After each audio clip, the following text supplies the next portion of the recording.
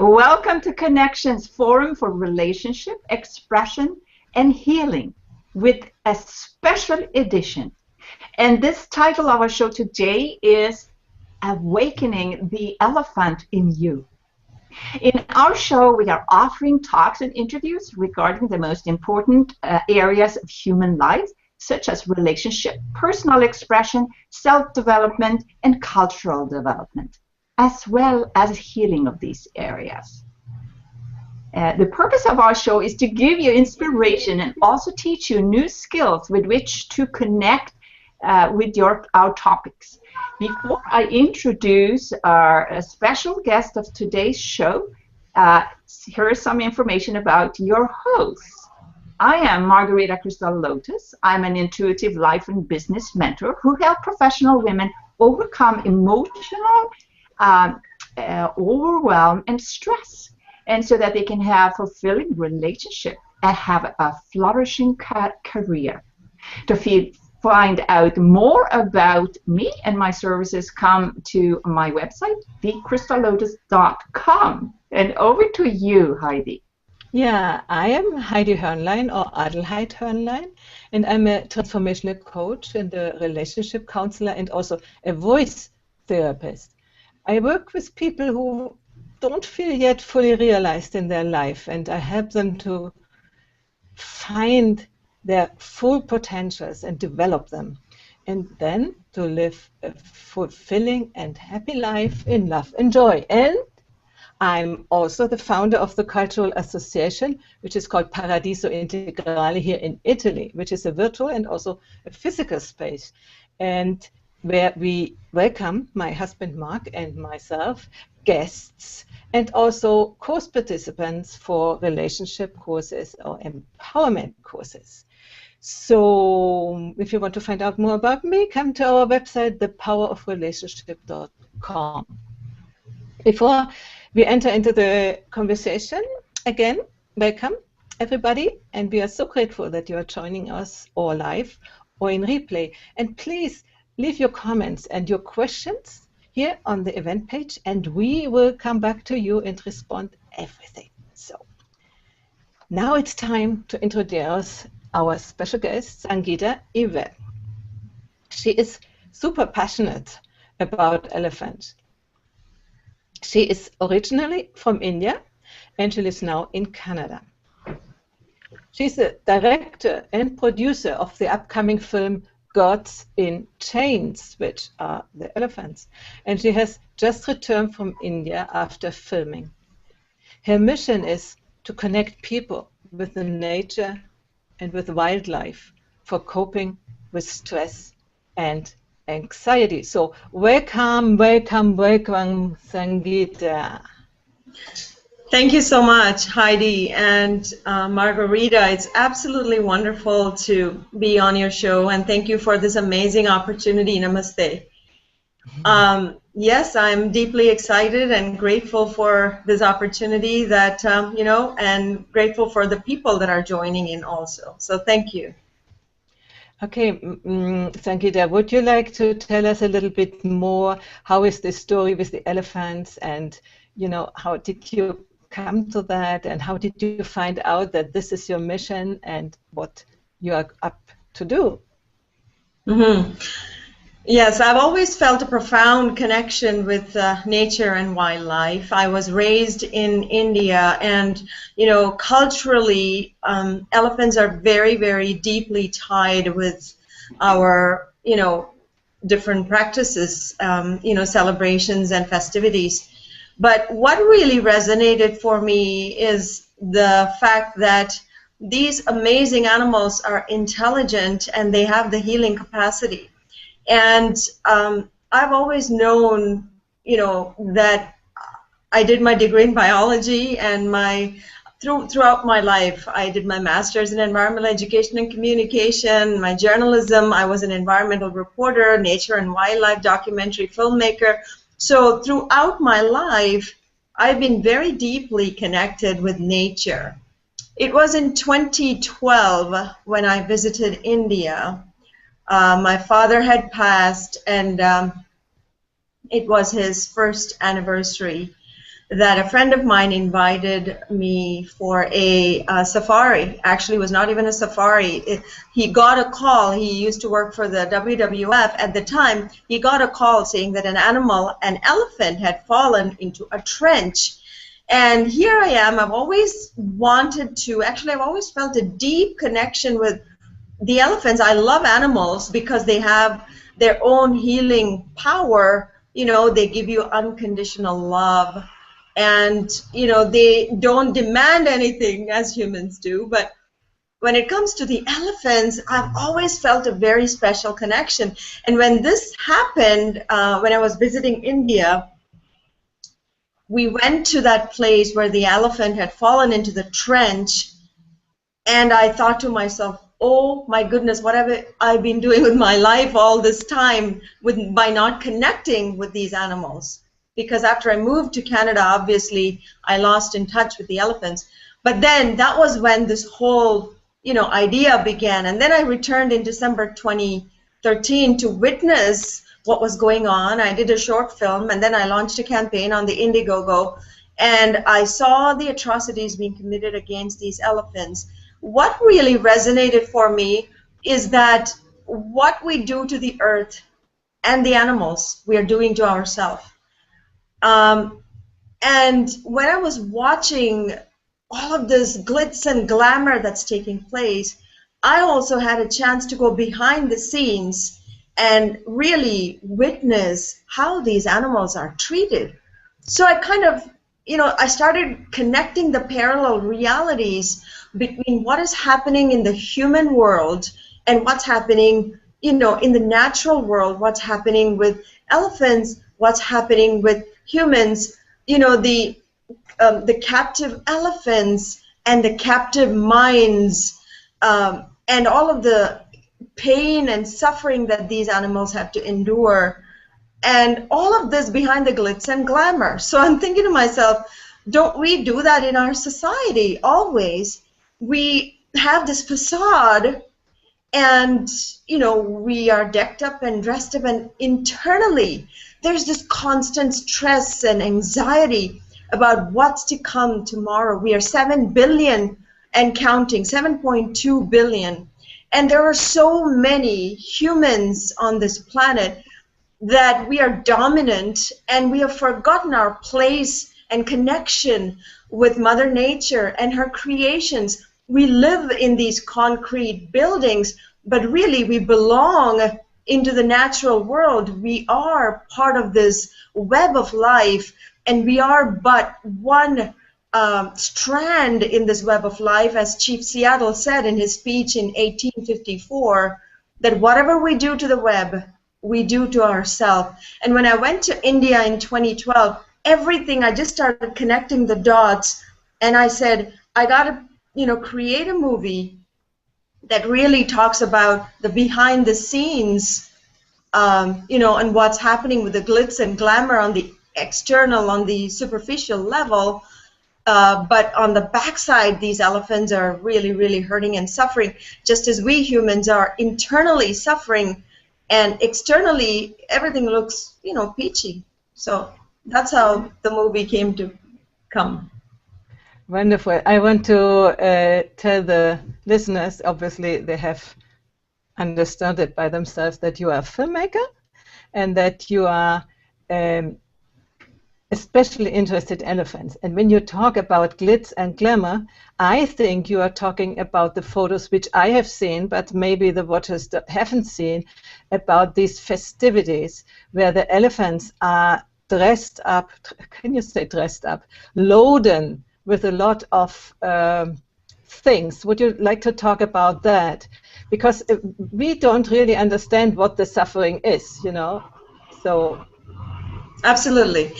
So, you know, they are adorned with all kinds of ornaments that are really, really heavy on them. See, elephants cannot carry too much on their back. When it comes to, you know, the elephants working, they can only drag because their neck is much stronger.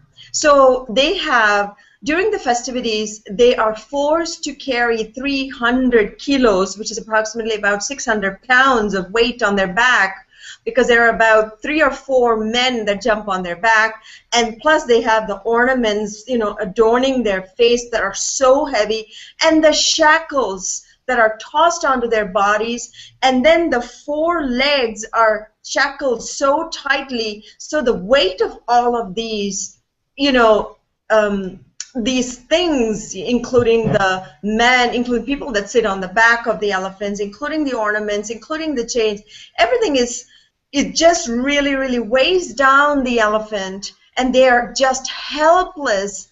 Whereas people watching this from the outside, they don't even understand the pain and suffering, because elephants are, no matter what you do, elephants cannot be domesticated. They're wild animals. They're the wilderness, the wild in them can never leave them. And so in order to make them do what people are witnessing and enjoying as festivities, these animals have to suffer. It's exactly the same for circuses. It's exactly the same when it comes to even zoo animals, because that is not where they are meant to be. They're meant to be free in the wild. And so it's important for people to recognize that behind all the glitz and glamour, these elephants go through enormous pain and suffering. And the shackles, they cut through their legs because they're tied so tightly. And all of these weapons used to control them, like the bull hooks and long pole and, you know, various torturous stuff. But even to begin with, when these animals are captured, when elephants are captured, they are tortured like you can't even imagine. They're not fed for days. They're not even given water. All 4 legs are tied into this one little thing, and they're beaten really, really badly until they surrender to humans, to doing what humans want them to do. It's really painful to watch that. Sorry. No, I can understand how that feels, you know. When you see it, and because as a human, and no one human wants to feel that either. And so thank you for sharing that deep sentiment.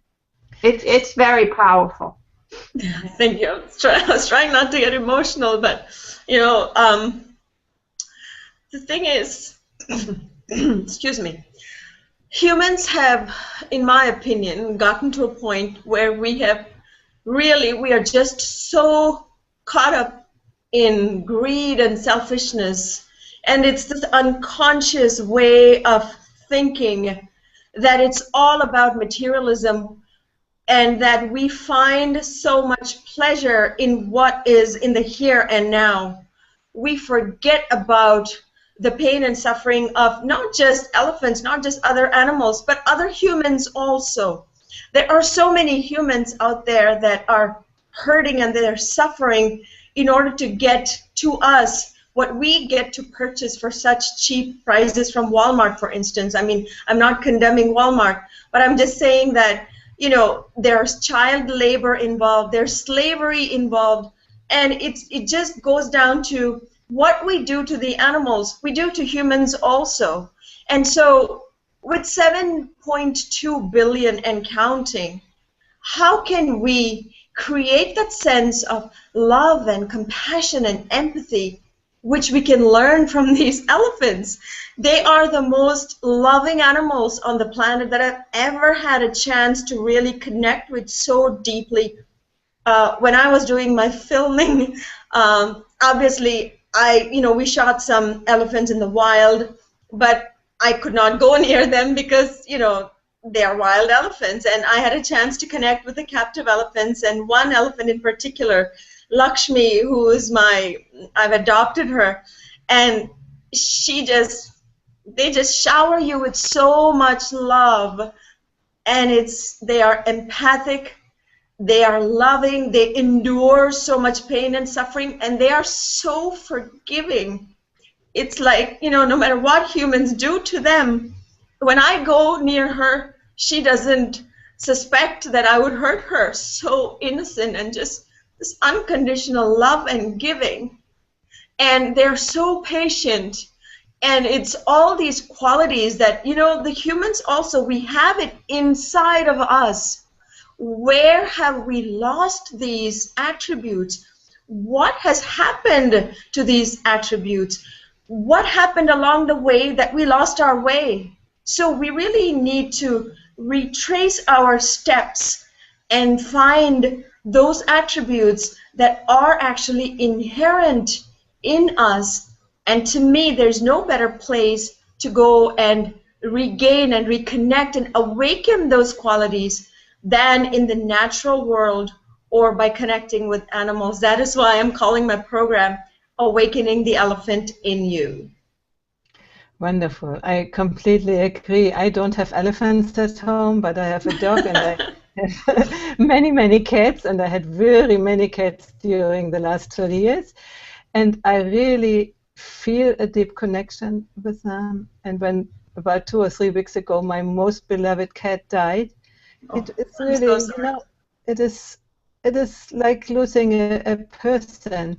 And I even think in some way it is, I don't want to say worse, but, you know, it's what you say. With people, there is always this little bit, you know, they also can be not nice to you and so on, like parents, you know, you have a relationship with a little bit contradictory, and then mother dies, you hopefully have forgiven her. But, you know, it is one thing. Animals, as you say, they have this unconditional love.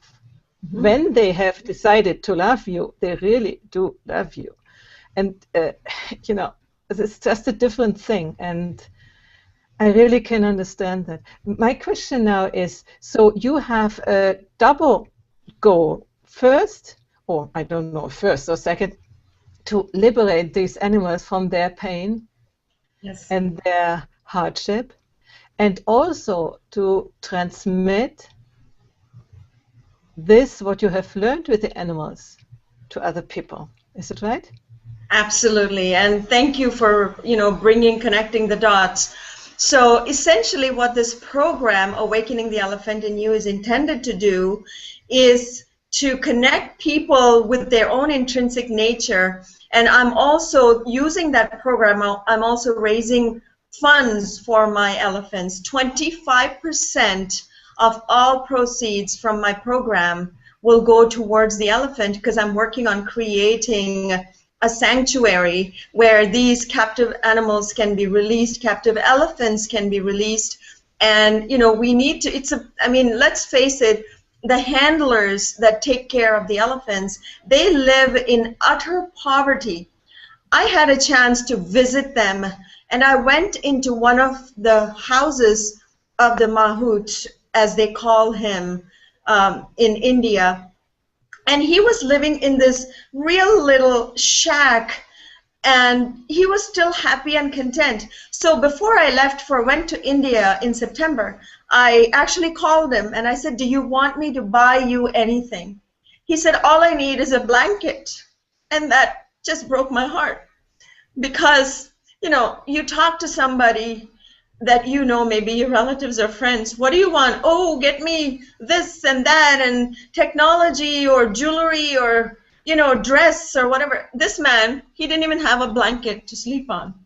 And so we need to take care of those people so they can then take care of the elephants. And in order to take care of them, we need money, right? And so, and my purpose, as you clearly stated, is by sharing my knowledge and raising funds towards these elephants, I'm not only making a difference in people's lives, but I'm also helping the elephants and making all those people involved, because one of my goals is to invite people that support the cause and you know, take them to the retreat and have them enjoy and touch and feel the elephants that they supported, so they feel like a bigger purpose also. And they feel they're contributing towards a bigger cause, not just in enhancing their own lives, but also supporting the cause that is much grander than just any little thing, you know? That sounds wonderful. Thank you. So you're talking about a program. Yes, so, yeah, I'll explain that to you. About that. Wait a minute. Before we talk about that, let's give Margherita a chance if she wants to ask you some general question before we go to Yeah, I had a question about you were living in India for quite a while before you came to Canada. So you never connected with the elephants when you actually lived in India? I did, and like I mentioned, when I moved to Canada, I completely lost that connection. I was quite young when I moved to Canada, and I was born and raised in that culture. I was raised by my grandparents in a little village in Kerala called Palakkad, and festivities were a common thing. That's how my deep connection with them. That's how deep rooted my connection is with the elephants.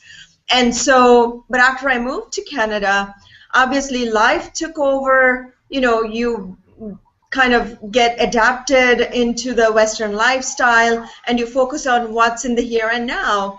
And then when you look back, you say, oh my goodness, what happened to me all these years that I didn't even think of these animals.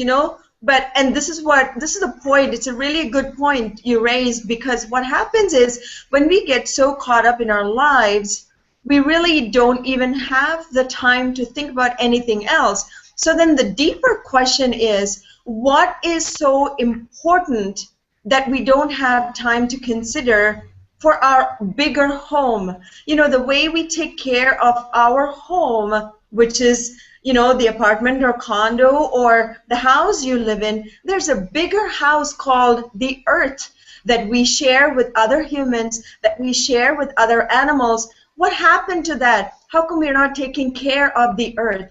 And so maybe, is there a possibility that the pollution, for instance, that we are putting out there is connected with what is going on in our minds? Pollution on the outside, pollution on the inside in our minds. And when I say pollution, I mean, there's this constant chatter that goes on in our mind about, tomorrow, what is going to happen now, and what's going to happen to our future, especially because of this economic crisis. And we are just so focused on what is in it for now, and working and working and working, that we tire ourselves so much and don't take time to reflect on what is really important, what really matters to us. The basic things like peace of mind, contentment, stop and smell the roses, do little things like connecting with the natural world, listen to the sounds of the birds, and how much peace and harmony does that bring to you?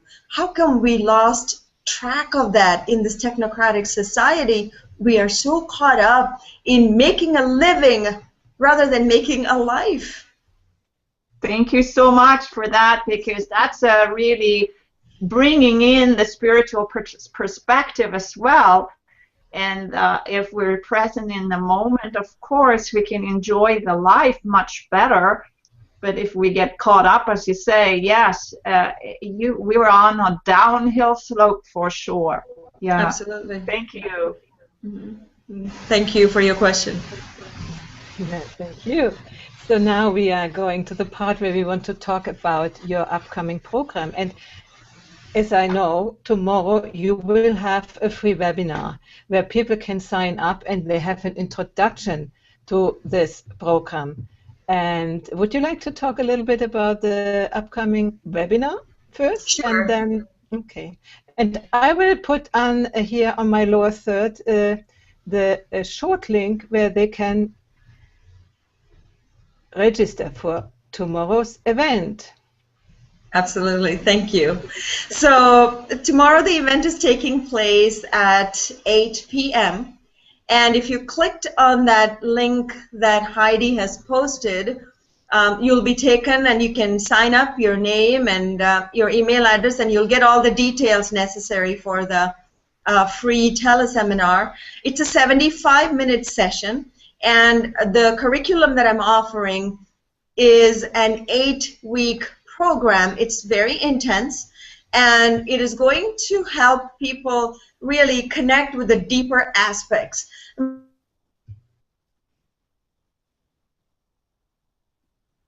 So she is frozen there. Oh, she is frozen. Yeah. So we just. Remember, I talked about earlier today. Oh, yes, she is. Excuse me, you were frozen. You need to begin a little bit before. Okay, so I hope you heard the fact that the webinars or the teleseminar is going to take place at 8 p.m. Eastern Standard Time, New York time, and 5 p.m. Pacific time. And I'm going to be, so Heidi is going to post the email link. Just sign up your email address and your name, and you'll receive all of the details as to how to join in for the teleseminar. You'll receive an automatic email from us.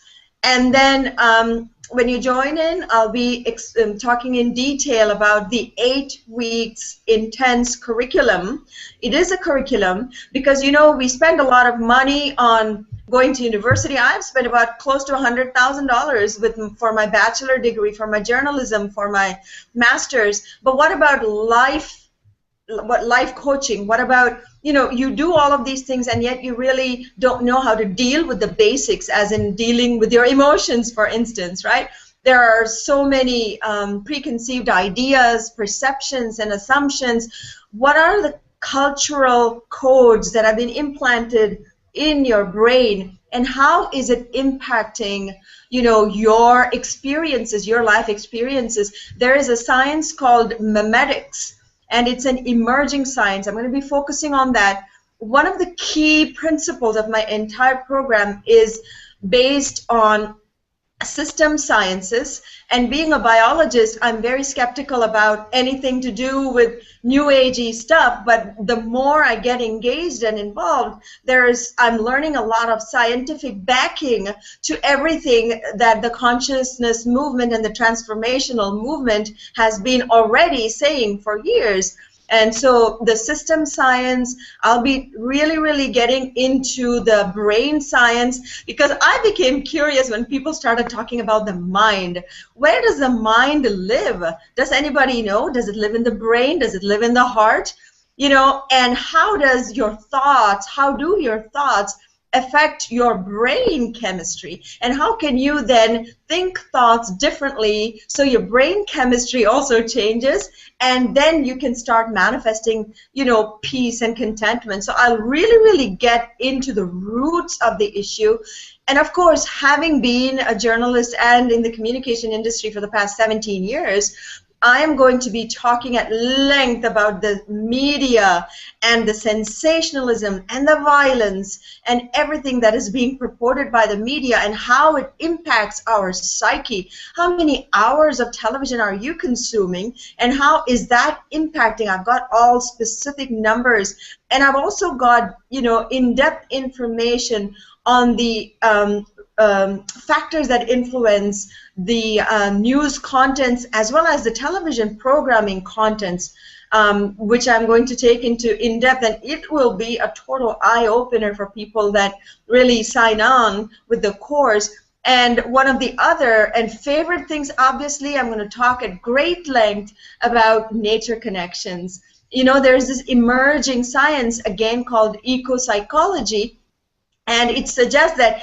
just 50 minutes, that is 50 minutes, and I think every single individual on this planet deserves that 50 minutes to spend time in the natural world. I'll be giving, you know, specific techniques and tips that people can take, questions for reflection when they go into the nature, so then, you know, they can regurgitate what's going on in their heads and take time to reflect on where did all those thoughts emerge from, and get them into the core of their perceptions and assumptions, and what is causing all of the discord and disharmony in their minds. You see, my whole philosophy is looking from the outside in and changing from the inside out.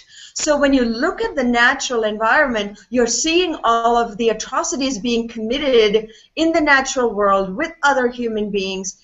And then you take it into your mind and ask yourself, what kind of atrocities am I committing against myself? And how do you deal with that? And that is when you change from the inside and you project it in the outside. You know, as Mahatma Gandhi said, we must be the change we wish to see on this planet. Thank you for those words. Yes. Thank you. Yeah, they're my favorite words. And, you know, Mahatma Gandhi also said that, I mean, I'm not quoting it exactly verbatim. He said something to the effect of the character of a nation is recognized by the way they treat their animals. And from a country that Mahatma Gandhi was born, to just really witness the pain and suffering being inflicted on the animals is really painful. And the other important aspect to remember is that India is the second largest populated country on the planet. It has about 1.2 billion people, whereas China has about 1.7 billion. That is 19% of the global population is in China. And then next to that is India, which is 1.2 billion.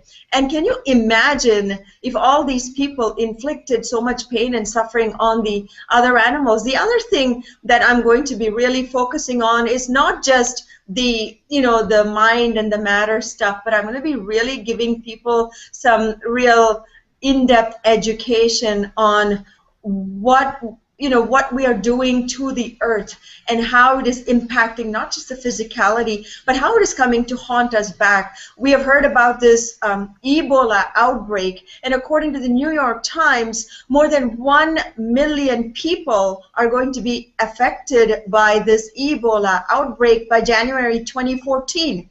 Now, people are not connecting the dots, but you see, these viruses, they actually breed in the hot kind of weather, in real hot weather. And there, as you can imagine, all these viruses are originating in hot countries. It originated in Africa, and it is being spread by a black fly, and for instance, the West Nile virus was spread by the mosquitoes. And so all these pests, they can breed in hot weather. And how does this hot weather, how come the weather has changed? Well, the weather has changed because there is scientific evidence to show that human activities and the greenhouse gases that we've been releasing into the atmosphere has caused global climate change. A lot of people will deny, of course, because, you know, it's hard to really make changes. So people will hold on to their, cling on to their you know, confirmation biases. But at the end of the day, if we don't acknowledge the realities, there's hardly any changes we can bring forth. And so really, it's important. This is why I talk about parallel realities. When we acknowledge what's happening in the outer world, we will really, really get to the point of acknowledging to what's going on in our inner world.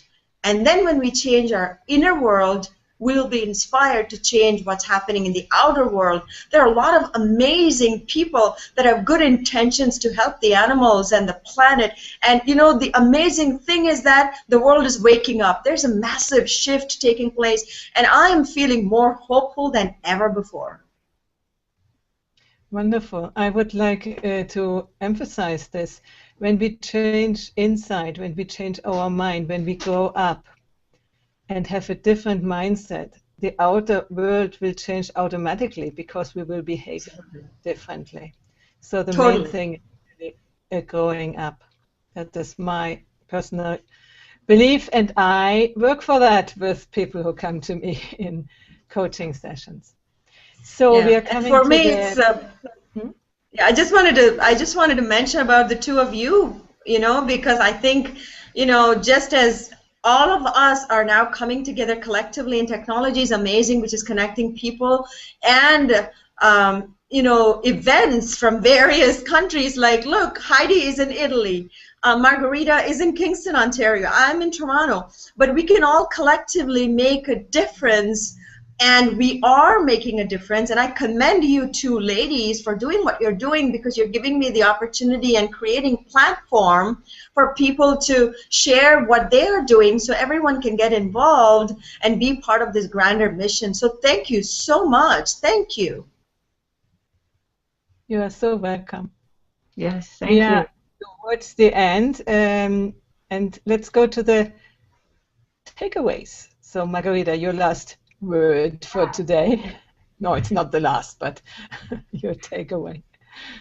So what I got from Sangita's presentation is something that touches my heart very, very deeply, and that is that the healing of the world is not up to others, it's up to ourselves. And if we can connect via the elephants or some treatment of people in other countries, and we can feel an emotional connection with that, that helps us to actually grow up ourselves and take action in our lives.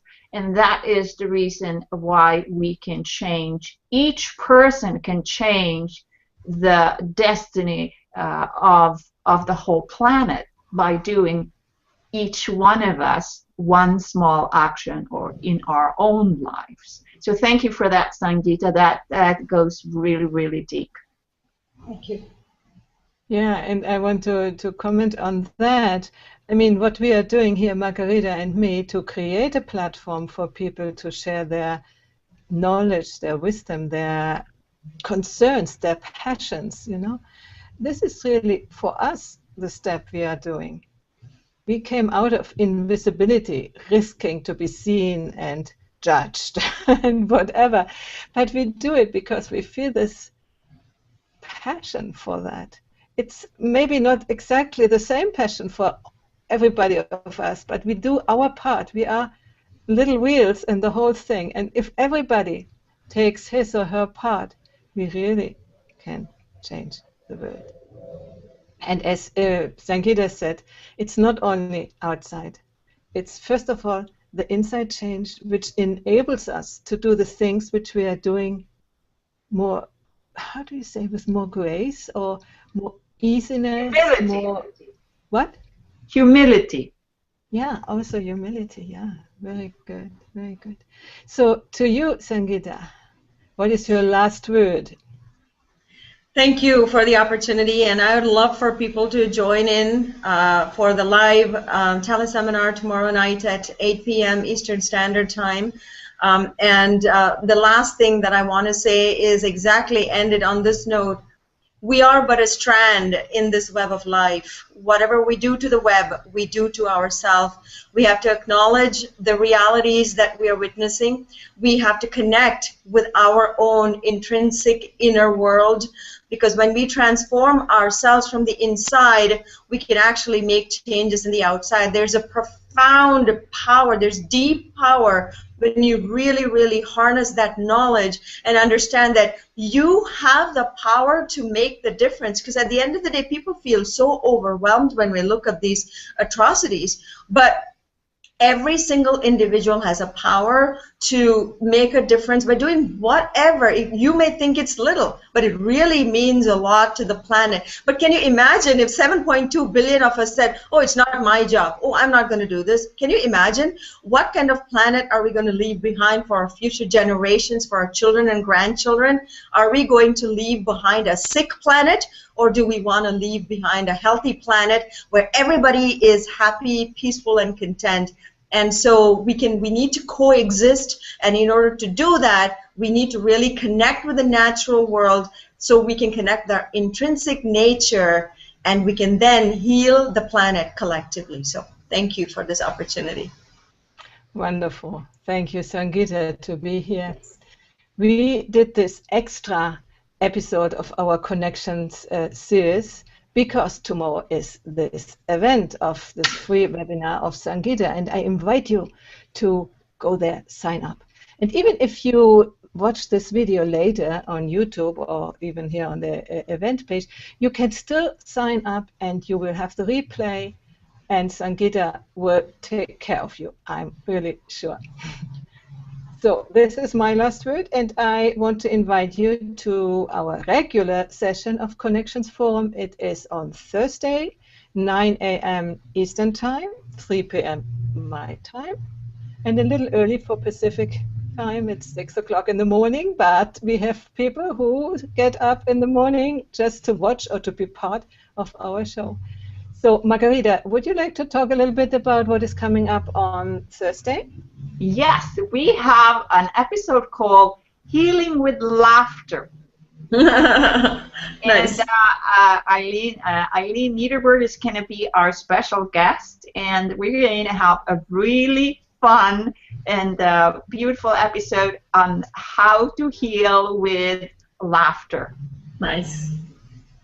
Okay, wonderful. So we wait for you there. Come and join us on Thursday. By the way, it's all the time on Thursday. Now at the moment is at this time, but when all these clocks change in Europe and America and there's a whole confusion because they don't do it at the same time, we will use this occasion to jump on a later hour, 1 hour later. But this is only in November. So still this time, 9 a.m. Eastern Time, 3 p.m. European Time, 6 a.m. Pacific Time for Thursday, our next show. So bye-bye and thank you so much for watching.